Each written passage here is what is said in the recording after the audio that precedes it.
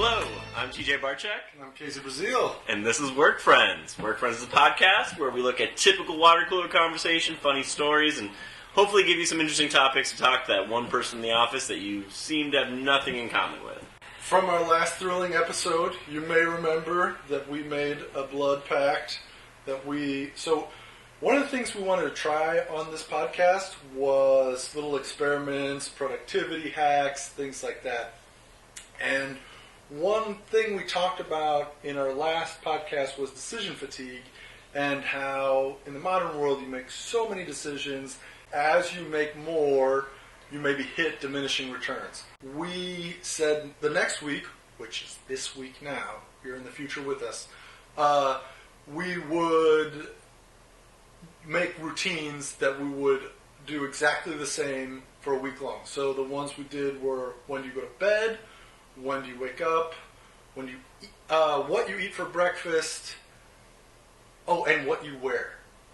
So how did you do? How was your first week? Yeah, really good. 5 days in currently. The broke the bedtime one once, but the other 3 meals closed. Alarm clock set all those.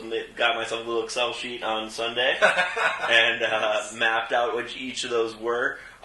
It definitely, so nerdy. Yeah, we took a nerdy project and you put Excel in it. It was just more for memory's sake. Like when I woke up this morning, I was like, oh, it's scrambled eggs for breakfast. I'm gonna make chicken breast for dinner.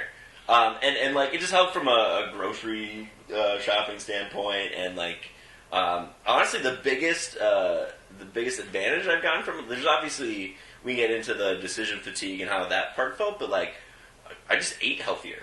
Like by planning out that far in advance, like you won't, I found myself not scrambling that night to be like, all right, I guess we'll just make mac and cheese again. So did you eat the same thing for breakfast and lunch every day, or did you just plan out? I did scrambled eggs every day for breakfast to try that piece out, and I planned out each dinner and so lunch. Much morning work to scramble eggs every morning.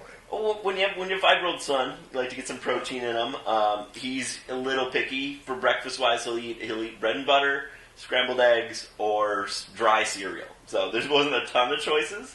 So you're like, I'm making this for him. I might as well. Yeah, exactly. And like there's I like to get some protein in him a little bit, and those other options aren't exactly the most protein rich food options. So yeah, it was good. I'd make. He'd request like some bread and butter in the morning, so I'd make something special for him, but that wasn't a decision on my part. Mm-hmm. What about the clothes thing? The clothes thing for me is the one that's the most of a pain in the butt. Like I wanted to, on the Sunday before I did this, like lay out and in a drawer, like pick up Monday clothes, pick up Tuesday clothes. Like to me, that's like the perfect robot clothes closing. But what happened to me? So I started doing this on a Monday. It sounds like you started doing it on a Sunday. Yeah. But that Monday, it made me do a bunch of prep stuff that I wouldn't have done otherwise. Like so. How much time did you spend on the prep? That Monday, I did not have enough clothes for a week. So I was like, okay, today I'm doing laundry. And then I was like, okay, and I'm going to eat the same breakfast every day. And I was like, I'm going to run out of yogurt. So today I'm doing grocery shopping.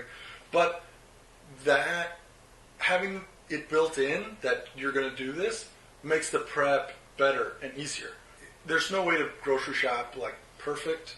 I don't know, maybe there are some grocery shopping ninjas out there, but like to me, it's always like, how do I eat the last of this, zucchinis before they go bad?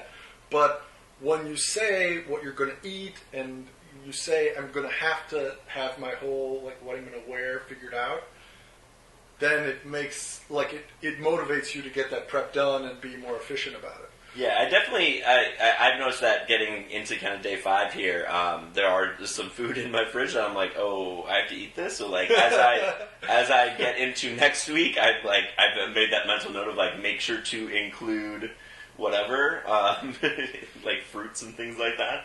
Totally. Well, the prep thing isn't necessarily bad. Like it's good because you have to do that anyway. So the waking up thing is probably the biggest for me because I'm at home and I work at home and I don't serve like you don't have a daily alarm? No, I didn't, and I definitely that has been the biggest change, and it's made my mornings much more productive. I did not get anything on day 1, but I feel like this is day 4 for me. Like days 2, 3, 4 have been much better than I can compare them to last week. Now last week I would argue was like a trough in my productivity overall, but just in general, when you have an unstructured work, when you work from home, that makes these little tricky things more important, better.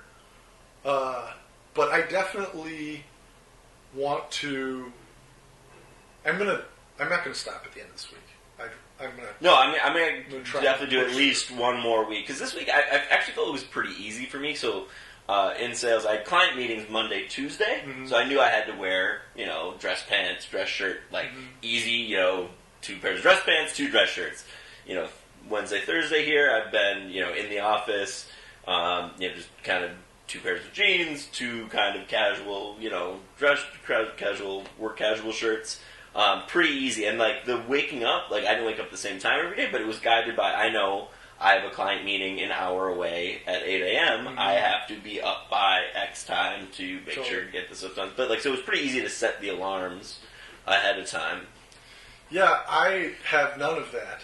And the clothing thing, I feel like, has been not helpful so far, because I've just moved my clothing preparing from the morning to the night, and I don't know that helps. Except for that it's less preparing to launch time.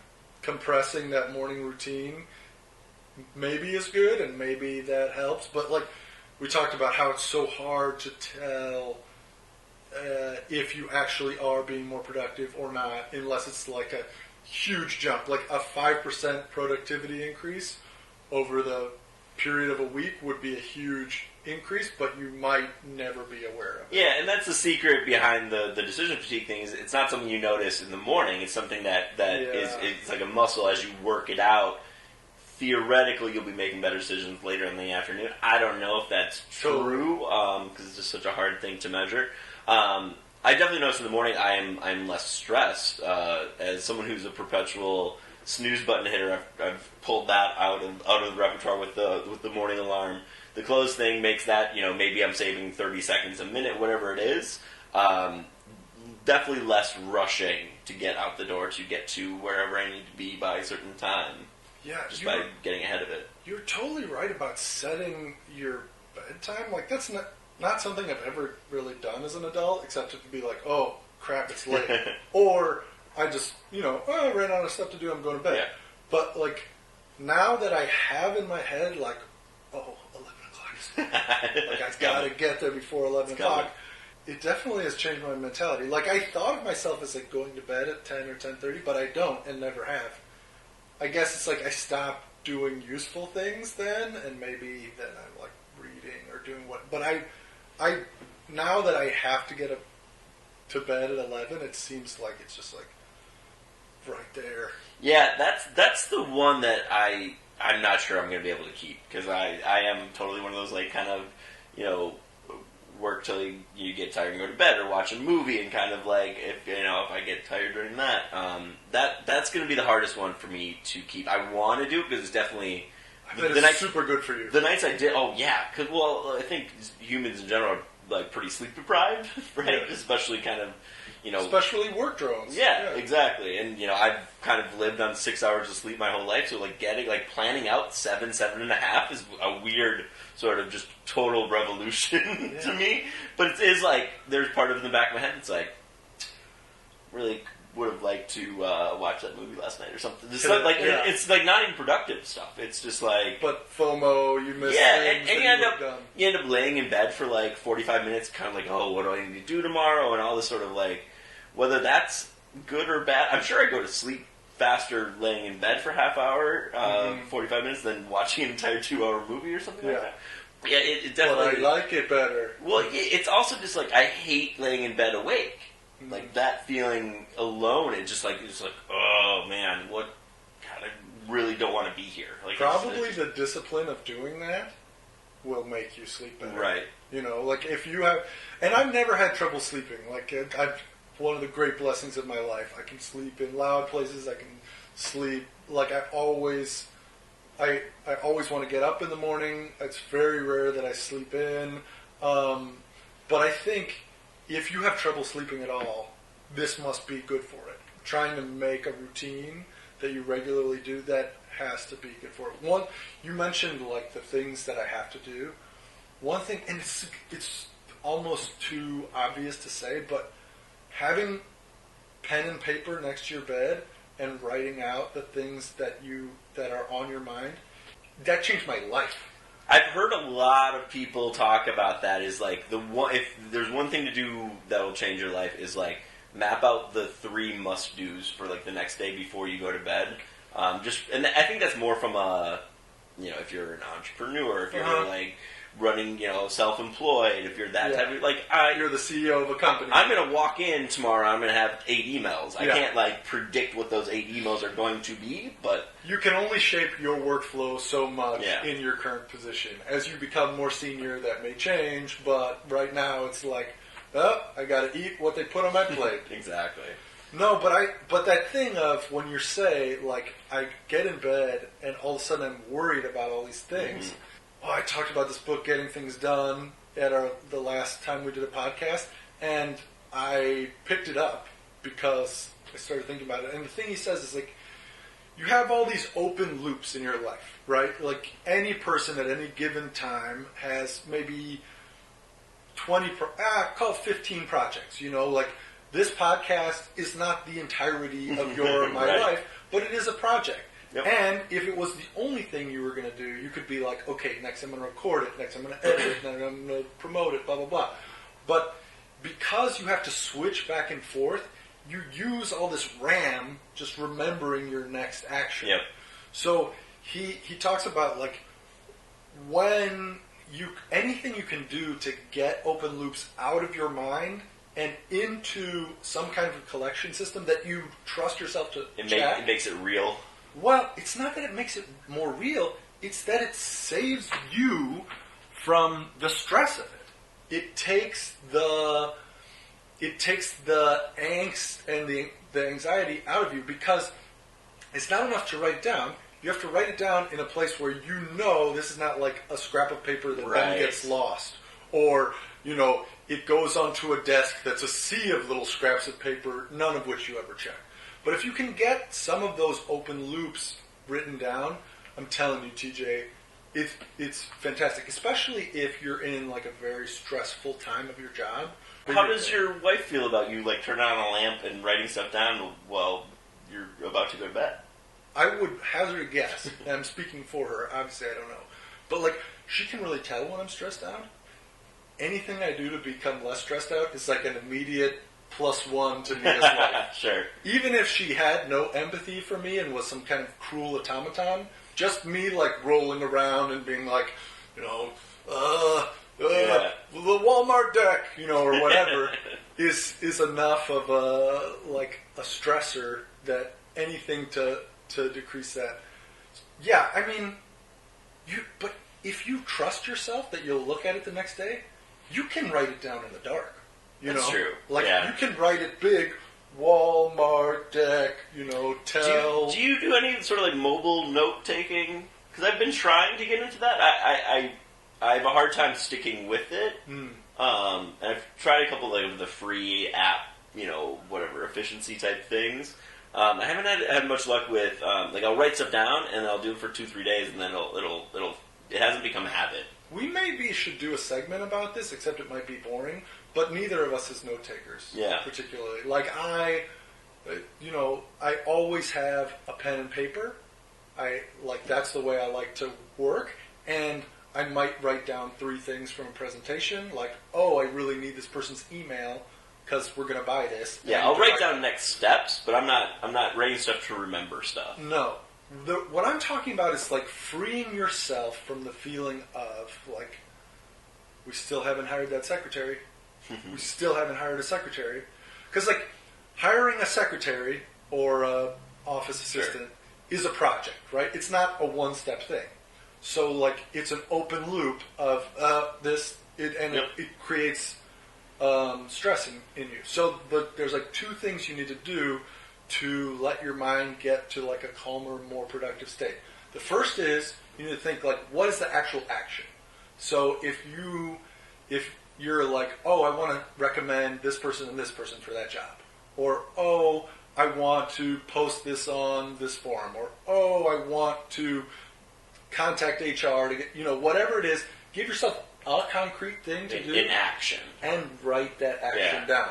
So like it's not enough to write hire secretary, because in a way that's just like stuff. That doesn't that there's nothing reassuring about that. It's like, oh, it's all right to have a goal like I want to be a millionaire, but like writing down become a millionaire on a to-do list is a stupid thing to do, right? If you want to reach some lofty goal, you should break it down. Right, and that's just the smart goal setting, all the sort of basic stuff like that. Yeah, I mean, I think any even remotely successful person is pretty good at breaking down macro ideas or concepts. Well, you are and you aren't, right? Like, it's like some things are, it's obvious that that's what you need to do, and some things it's not. And seeing this written down in this book really was freeing to me, because I was like, when you reach a certain level of seniority in your job and you can kind of choose what to work on, it's easy to prioritize wrong. Right. Yeah. Well, it's just what is it? The squeaky wheel gets the grease, right? Totally. Like, that's the one loudest. part of it. So yeah, the email's things. terrible about this, right? Because you're a slave to the Outlook ding. Absolutely. And if you can get some of your projects to, like, not even that you have to, like, stop, map out the whole thing.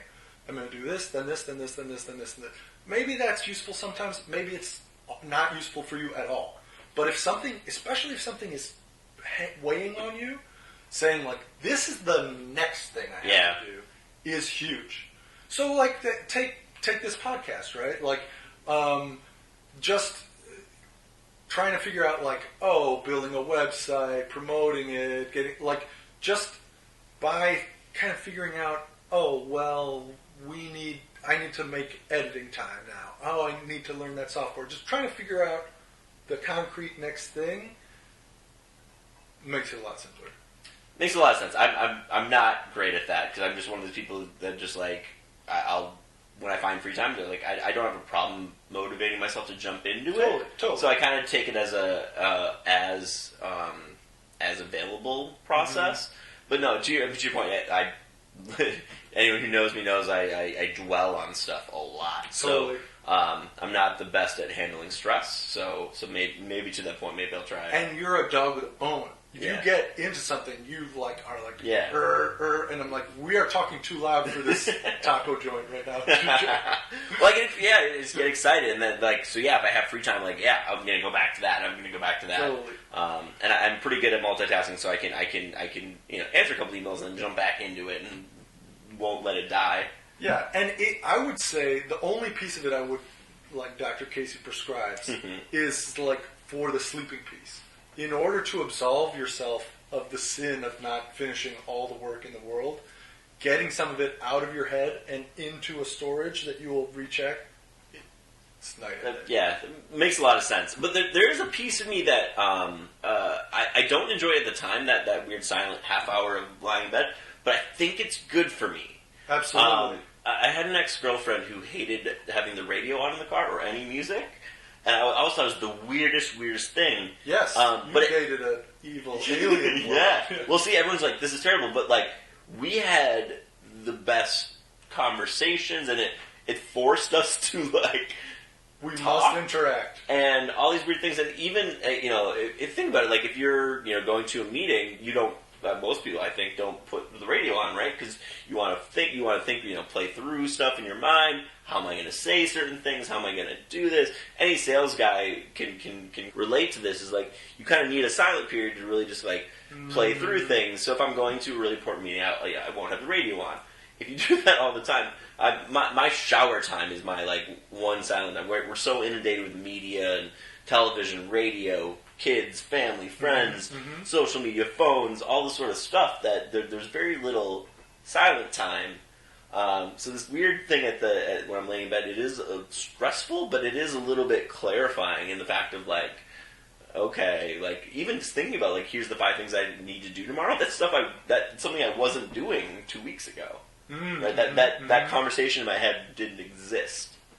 So even just thinking it, obviously writing it will help, but like that's something, if you're watching a movie till you fall asleep or whatever it may be, or working till you fall asleep, you're not even having that internal conversation of like, absolutely, what's important in your life, or what all those weird sort of deep meta conversations, which are deep and scary, but like can really be enlightening at a lot of times. And really, I'm an optimist in general, and like can be like, yeah, all right, we got this. For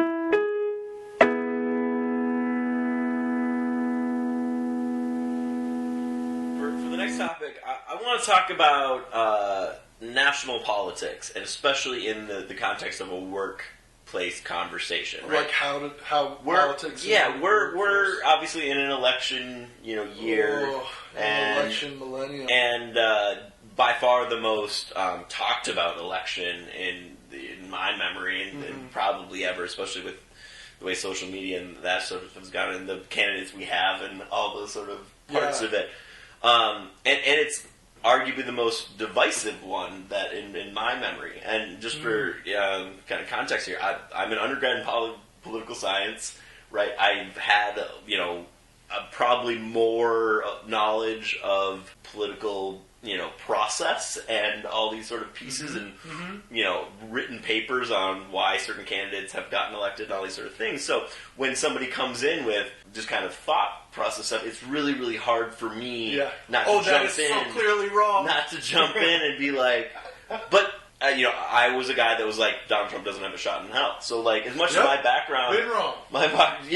All the sort of knowledge, and then that is the Republican establishment, who is also very knowledgeable about politics, right? Underestimated, social movement, if you want to call it that, and social. You and Rubio both got that one wrong. Yeah, I want to ask you. I mean, you obviously, currently not having a ton of, down office conversations, but in your past life, I'm sure this has come up. Do you avoid political conversations? Do you dive into them? Do you bring them up? What type of person are you? Okay, first of all, I don't bring them up. And I try and avoid them. But it's funny. So I think, like, Disney movie advice, be yourself, is often the way to go, right? Like, it can be hard to, like, at work, deal with people who are so fake and so boring, and, like, you're going to enjoy your work more if you're closer to your authentic self, yada, yada. But when it comes to politics, the authentic self I like to channel is the one who's like, I'm not going to get derailed in my relationships with my coworkers or my own career. A quote that I love.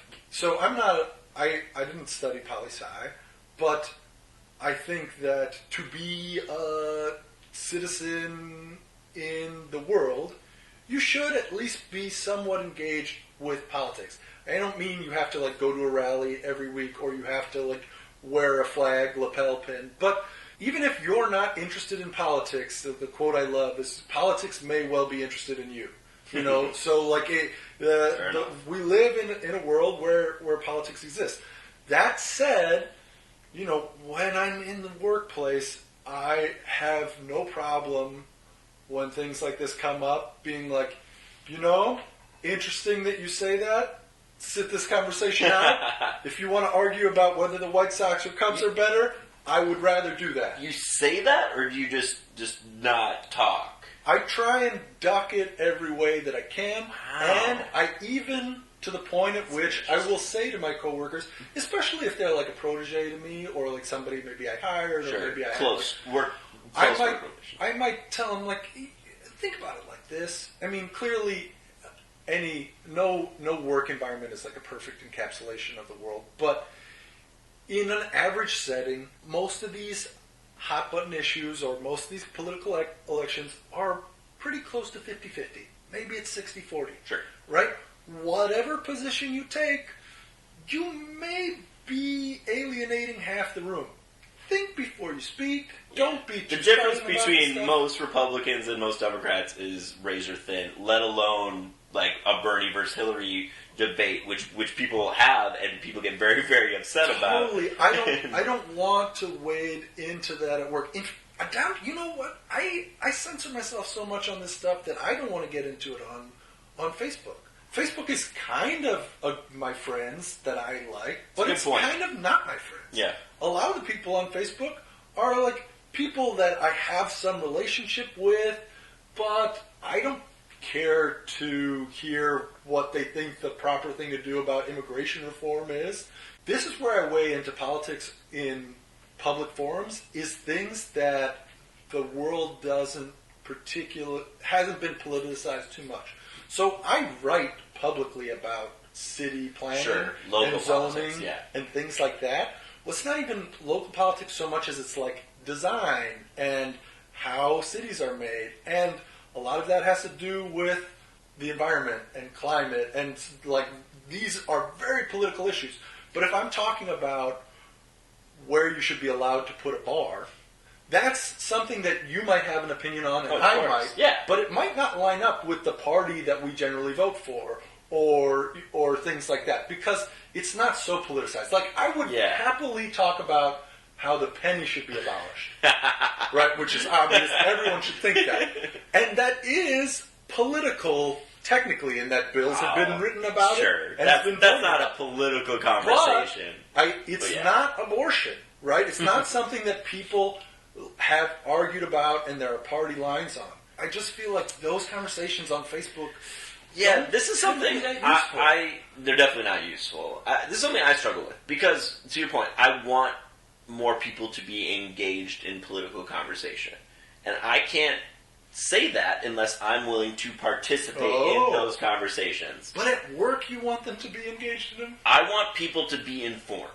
Yeah. So this gets down to we work together. I am not the most politically savvy, tactful person, right? I'm very kind of head down. You might just tell charging. If something's wrong, I'm going to tell you what's wrong. Political conversation, maybe it's because I'm coming at it from such a different perspective, is the one thing I feel like I'm pretty good at this about. And it's because when you study political science, the whole point of it is being able to put yourself in other people's shoes. Like the Republican-Democrat thing, right? If we look at a lot of Democrats will accuse Republicans of being inclusionary, but the other side of that is patriotism and nationalism. Those are two sides of the same exact coin. On the Democrat side, right, we talk about a welfare state and all these sort of things, but there's equality, which is supporting everybody and that sort of piece. But there's also accountability. So you're and trying those are to two see sides of the same coin. How can an argument be made for both of these?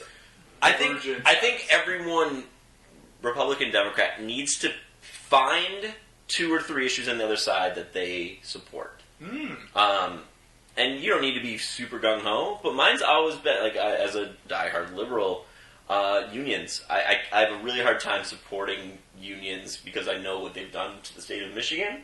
And the way unions have a good purpose, and we can go down that path some other time, but, like, I'm much more on the Republican side of that argument.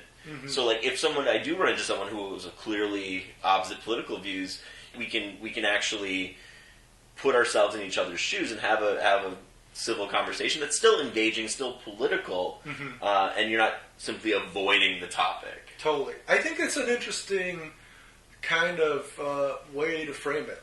I'm totally unwilling to debate you on any political thing on this podcast or in any political forum.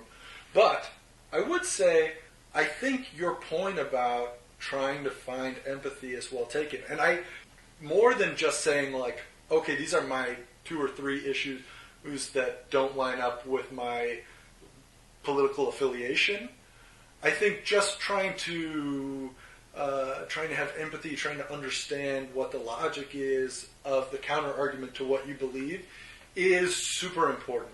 And it's not important in some then we'll all like each other more way, but also if you want to change something, well, why is it the way that it is now? Because you're not going to change it unless you understand, the mechanisms in place or the interests that are there trying to keep that thing the way it is. Or if somebody's trying to change something that you hold dear, you have to understand why it is they might be doing that. And sometimes it's as simple as like, well, this industry is for the issue and this industry is against it because they have different, because it's just a straight money thing. But often it's not that. There is a values conversation that an intelligent person could disagree with you. Like, as we become, in various ways, a more segregated country, like, it's harder to come in contact with someone who disagrees with you. People talk about... Work is the one place where that happens, yeah, right? Because maybe. you don't choose your coworkers most of the time, right? So you're going to have... And some of my best coworkers have been as opposite politically as me as possible, as imaginable.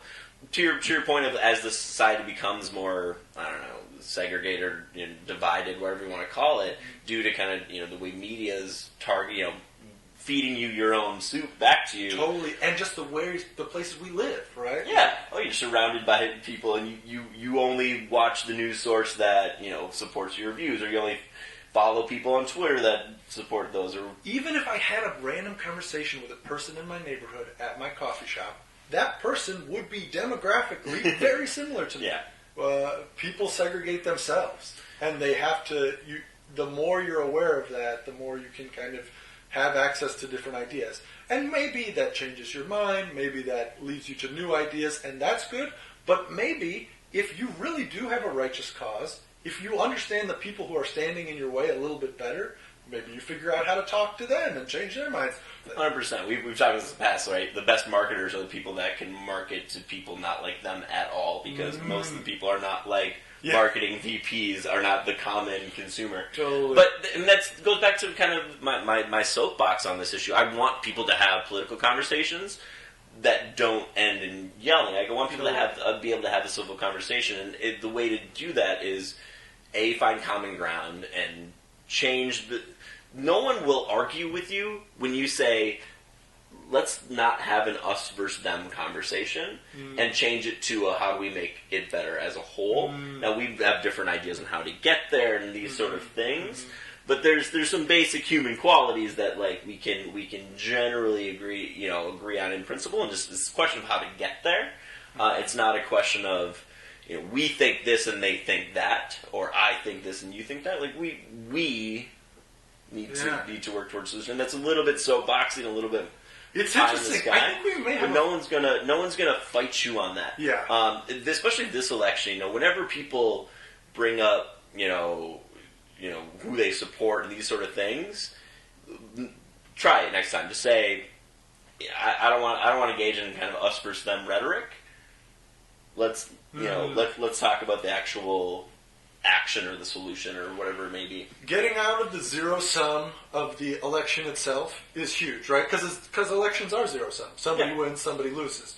You're right. Whether it's like a primary fight, like a Ted Cruz, Donald Trump, Hillary, Bernie, or whether it's like a general election fight, there is that thing, and that zero sum piece keeps you from actually engaging with someone. But I think we may have a at root disagreement about this, because I don't know that political discourse or thought is necessarily furthered by my discussion with my coworkers unless they're actually my homies. Sure. Which are that is a vanishingly small number of my coworkers. What can I say to them that has any kind of material benefit to them in their life of giving them a new perspective? Or is it just that they're like, oh, now I got to listen to this guy? Sure. I completely understand that point. I do disagree with that statement. Yeah. So, it's probably a fundamental disagreement. So my thing is, right, we could talk about sports. We could talk about the weather. We could talk about what we're doing this weekend, blah, blah, blah, blah, blah. And this goes back to the kind of our initial conceit for this podcast is that if I'm going to have a conversation, I'd rather it be substantive. Sure. I'd rather it be substantive, too.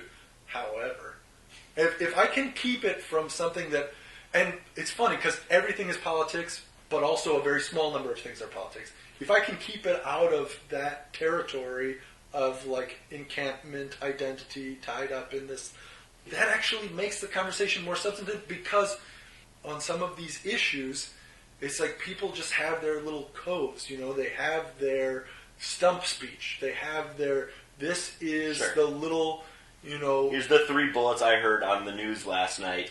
Not on the news Or last whatever. night. You probably heard it when you were 6. You know, Fair and enough. you're still repeating what you heard in your little walled garden of thought. Yeah. And maybe someone should be there to break down those walls, but it's not me with the VP of sales that I just talked to at work. Then how do things get better? How do we improve political discourse if you're not willing to engage? With acquaintances, it's not worth the pain. You know, if they're your friends, if they're your, like, you can only have so big of a circle. Like look, I try and extend It goes to the argument of, does politics matter? Because if it's all razor thin and it doesn't really matter who we vote for and all this sort of stuff, then yeah, the political conversation is irrelevant. Who said that? Well, you were saying, like, right? If politics matter, then they're worth talking about.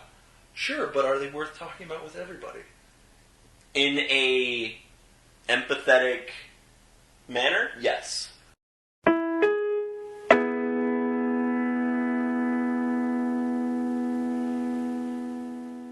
Okay, so for this week's Quick Hits, I want to try a new thing. Kind of like in the way of those horrible MSNBC shows where, like, they yell about stocks. I just want to... Buy. Exactly. Oh, I hate those. But I love them, but I hate them. So I do kind of want to do like an overrated, underrated, buy, sell, hold thing on Sure. a couple of companies. So I thought I would start... Is one of them? I wanted to start with Twitter because... Was one of them what? Yo. Yo's The there, Yo app. Oh, I wrote hard for Yo and Oh. Dreamcast. Oh, Both failed. okay, Twitter. What are your thoughts on Twitter? You told me Twitter's that. Twitter's an interesting space. I mean, it definitely has value. Buy, sell, hold. I'm holding because their user base has flattened, and if that starts going down, it's all but dead. There are some innovation things I would like to see them do. The main being, I've kind of gotten away from my Twitter feed simply because it's such a hodgepodge of this random stuff. Uh-huh. If there was a way for me to be like, here's my political conversations, here's my social conversations, here's my sports conversations, so I could tune in and be like, what are people talking about in sports? Mm-hmm. Or maybe I could put people into groups. There has to be, like, and maybe it's just like my brain is such like a segregated, I want to compartmentalize things. What about you? I love Twitter. So I would say, I'd say hold also, but I disagree with you about, like, so just You from, like everything being...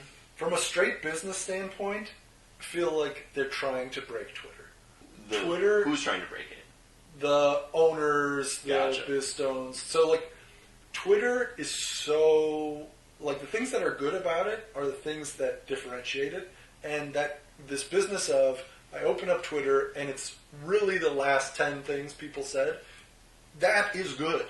And I don't like the, while you are away, and Twitter tries to guess what Yeah. my top tweets were, and I don't like that there's an I algorithm. like the while now. you were away, because you were on Twitter much. I'll maybe once a day, once every other day, I'll actually log in. So, like, Yeah. that while you were away, like, the top tweets are the ones that are most liked or whatever. I don't know how that algorithm works. But when I'm off Twitter and I, like, you know, and I know I have, like, good content there and I don't want to read everything, like, there are just people that I'm more interested in. There are some who I follow because, like, oh, they really produce things that I'm interested in on Twitter.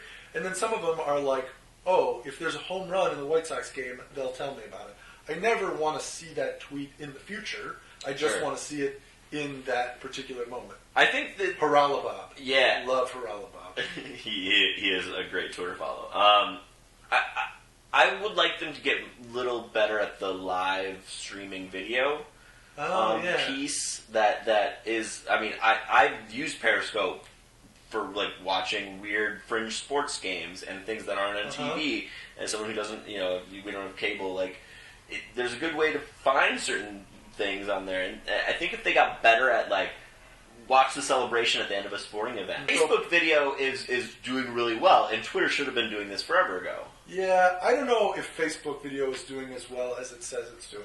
They juke their stats so hard. Sure, They juke their stats so hard. If you have fine. a YouTube video and a Facebook video, like if someone scrolls by it, it counts as a view. oh my gosh, the Facebook videos are like view numbers. I don't care. I don't care about the stats and all the sort of pieces behind it, but like Twitch is a juggernaut. Twitch right? is and, real. and there's no reason Twitter can't do that. Buy Twitch. Totally am in on Twitch. And I think esports in general, buy all those. Let's stay in the social media world. Snapchat. Are you on Snapchat? I am not on Snapchat, but buy Snapchat. Absolutely. Yeah, buy it Snapchat. definitely seems... Have bought it in the past because I think like I'm not the first one to get here on how big of a deal Snapchat is, but I think when people realize that Snapchat, one, is a place that's nice to content creators, which are few and far between, going to be a place where you can make a few pennies, and you like if you're a top 100,000 website, you can't be ignoring Snapchat. Yeah, I definitely. I mean, Snapchat's my primary social media at this point. Like, I'm on Snapchat more than I am on Facebook or Twitter or anything like that at this point, which is fairly new for me. But You're like, a poser. You're so into being trendy. No. What's new? What are the kids? it was just like it's where my friends are, right? Really? And it's where my friends are. Well, especially like Oh. if you talk to college students, it's been the primary for a while. This is what leads me to accuse you of being a poser, because you are not a college student. not a You have college not student. been for some years now. But like, there's some people, like some Snapchat follows that I look forward to their 10-second clip. Why I'm afraid of Twitter is like, words are kind of dying, video is coming, right? Which is why Twitter needs to move towards more video. Snapchat, I think, works. Like, say your tweet in a video form. As I'm scrolling through, it says it, or whatever. I'm clicking on whatever ones it is. I think reading is dying in a Let me speak in defense of the written word. One thing that's not ever going to be good about video is it's always going to require a little bit more attention than something read or something audio. A podcast is not viral, right? It's not an easy thing to share. You have to sit down and listen to it. But podcast has the advantage over a video that you listen to this. Like, I listened to that the Ringer podcast with Sacco, which got us talking about Twitter, while I was working out. And I listen to way more podcasts than I do watch videos or anything like that. And the reason is because it can have partial attention. The nice thing about written word is it's the most viral thing. So it's like, there are viral videos, but there are much more viral like pages and stories and things like that. So like when Conor McGregor retired, right? Like that had the attention of the whole world, and the production cost was zero. Right.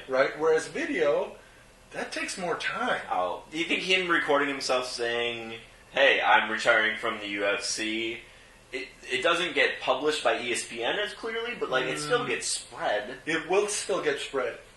It is a trivial amount of work more for him, but just that little amount. Like, if something is 20 seconds of work is made into 40 seconds of work, you may get half as many of it, or you may get a tenth as many, or 100th as many. Many things that I do for fun, I do them because they're convenience. All crimes, I say, are crimes of convenience. Crimes of convenience. We'll say one more thing on this, and then we'll move on. Yeah, to quick hits. it's just like quick hits. The old adage, content is king. Mm-hmm. Context is becoming quickly more important than content, which is in terms of, are you actually watching it? Are you paying attention to it? Versus, is it happening in the background? I don't know if you is read it relatable to you? Does it affect you? Versus watching a commercial during a TV show that it's great content, but no one's actually paying attention. So this is not a company. It's owned by ESPN. 538 by Sell Hold. I love 538. It's probably the blog I go to most. We're in the center of the bullseye. We consume we're in the center so of the much bullseye. media, Well, and it's the kind of media we like because it's so analytical. Yeah, it's analytical. I want to believe there's a place for long form. I want that to be the truth. Long form, it's like 700 I know, words. that's long it's form now. teeny. But like that's a commitment, right? You're sitting down for 10 minutes or whatever it is. In our day, it's a big deal, right? Like, I'd love it. I would sell on it. Really? So, yeah, man, I don't want to agree everything we do. I'm going to say hold, but this is my complaint. It's unfathomable to me how little content they create. Like, they do a lot of podcasts, which is good, but it's nothing like Grantland. Yeah. The level they do some video, but they write about 2 stories a day. 2 stories a day. It's nothing. It's nothing. I mean, because how many does the New York Times? How many employees? Like, how many writers do they probably have? I don't know. I mean, I listen to their political podcast, and it's 5 people talking. They must employ all 5 of those people. I don't know how many people are on staff.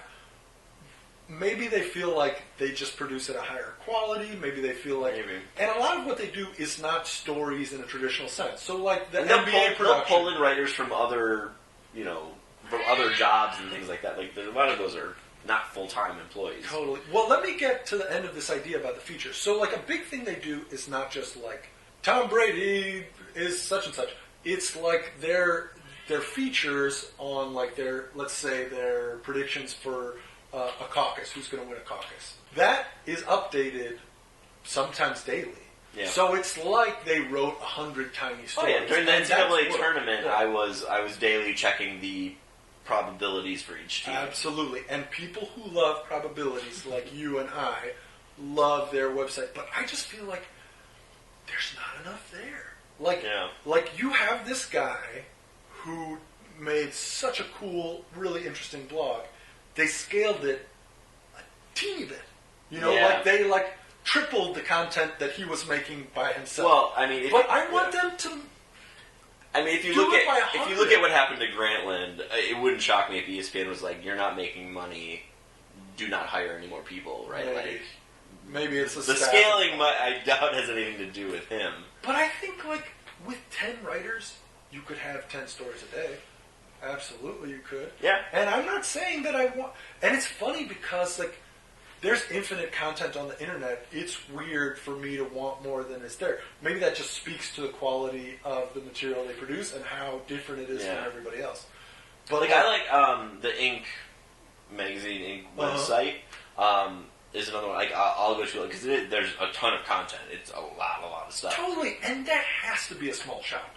There's no way they're spending a lot of money on ink. Or are they the 200th best circulation of the magazine, and they're a monthly? Well, their digital has to be doing more.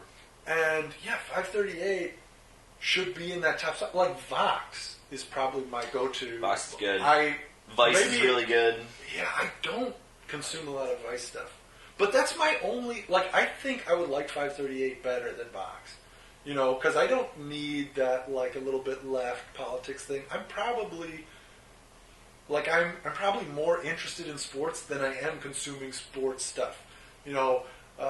Fangraphs is real good, but sometimes it gets too in the weeds too fast for me. Yeah, that gets a little nerdy quick. But, it's funny, that's the model. They're, a more accessible Fangraphs. Well, yeah, it's find your market, right? I mean, there's, what are the Bro Bible and Barstool, right? There's who are, arguably 2 of the most successful blogs out there. Absolutely. They have a niche, and, I'll see people repost stuff, and I'll read them because there's interesting headers, but they have a very specific model.